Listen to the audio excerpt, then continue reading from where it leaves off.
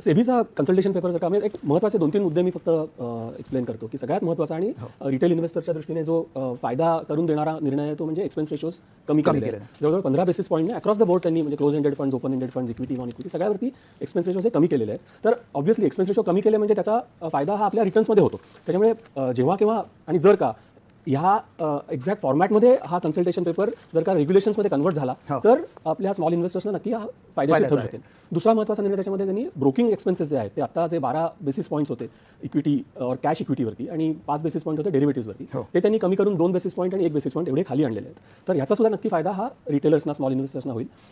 सेबीने असं म्हटलं की ट्रान्सपरन्सी आणली पाहिजे, म्हणजे सगळे तुम्ही एक्सपेन्स रेशो कुठल्या हेड खाली तुम्ही चार्ज करताय ते तुम्ही डिस्क्लोज केलं पाहिजे. आणि अजून एक खूप इंटरेस्टिंग पॉईंट हा डिस्कशन पेपरमध्ये त्यांनी आणला की परफॉर्मन्स बेस्ड फीज चार्ज करू शकतात का. म्हणजे जेव्हा म्युच्युअल फंडचा स्कीमचा परफॉर्मन्स रिटर्न चांगले असतील तेव्हा ते जास्त एक्सपेन्स रेशो चार्ज करू शकतील. पण जर का तेवढा चांगला परफॉर्मन्स नसेल तर ते एक्सपेन्सेस त्यांना कमी करण्याची मुभा ही देऊ शकतील का. हा अर्थात सुरुवातीला पॉईंट त्यांनी आता मांडलेला आहे, याच्यावरती डिस्कशन्स होतील.